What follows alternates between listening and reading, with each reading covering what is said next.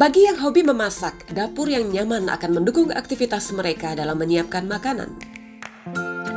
Agar kegiatan memasak lebih nyaman, maka dibutuhkan kabinet dapur yang muat untuk menyimpan seluruh peralatan memasak.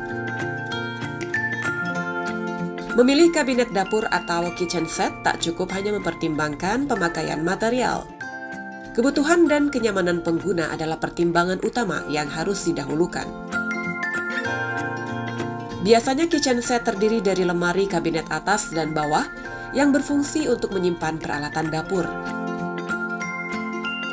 Ada juga area persiapan mengolah dan membersihkan makanan, serta area memasak dan terakhir area penyajian makanan.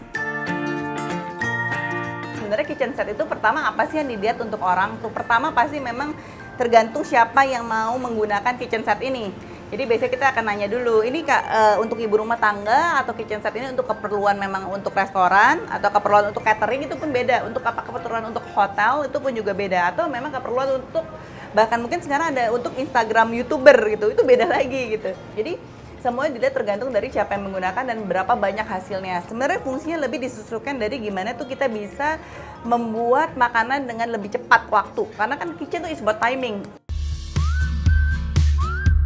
Ada 3 kategori besar bahan yang umum digunakan untuk lemari kitchen set, yaitu kayu olahan, kayu solid, dan bahan sintetis.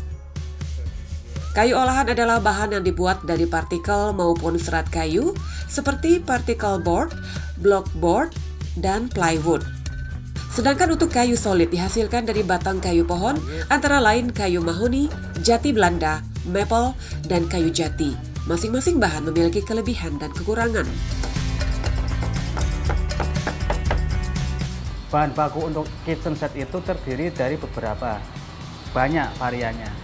Ada kayu solid, ada multiplex, ada PVC board atau PVC sheet, ada lagi stainless steel atau aluminium, logam.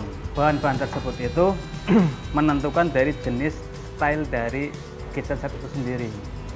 Contohnya, kitchen set itu terbagi menjadi 2 aliran, modern dan klasik. Aliran modern cenderung pemakainya itu yang bersifat fabrikasi yang mewah ya. Contohnya itu ada pemakaian kaca, glass tone, stainless, terus ada akrilik. Itu cenderung ke arah modern. Nah, kalau klasik itu cenderung ke arah bahan baku pokoknya itu kayu solid, multiplex, finishingnya itu ada cat melamik, ada cat duko, ada cat resin atau laker. Secara umum, kayu olahan produksi lokal memiliki kekuatan lebih rendah dibanding kayu solid. Pada kelompok kayu solid, jati lebih kuat dibandingkan dengan jenis kayu lainnya. Kayu ini tahan terhadap cuaca dan temperatur tinggi. Karena harganya cukup mahal dan cenderung naik terus, kayu ini mulai jarang digunakan sebagai bahan kitchen set. Semakin bagus bahan pembuatnya, semakin mahal pula harganya. Selain itu, ukuran juga memengaruhi harga sebuah kitchen set. Untuk harga itu berpengaruh dari betul tadi penggunaan material tersebut. Kalau penggunaan material untuk yang arah klasik, dia mengalami beberapa fase proses pengerjaan, yaitu proses perakitan, proses finishing, dan proses detailing. Itu yang akan menentukan nilai dari barang itu sendiri. Lain dengan yang model minimalis atau modern, itu cenderung lebih simpel, pengerjaannya pun instan. Selain ruang penyimpanan, yang tidak kalah pentingnya pada rancangan kabinet dapur adalah area kerja untuk menyiapkan makanan. Area kerja yang terlalu sempit akan membuat Anda kesulitan bergerak dan dapur tampak berantakan. Pastikan ada tempat untuk menaruh sayuran, memotong daging, atau menaruh panci di meja ketika kita membutuhkannya. Kebutuhan akan area kerja ini bisa disesuaikan dengan kebutuhan memasak.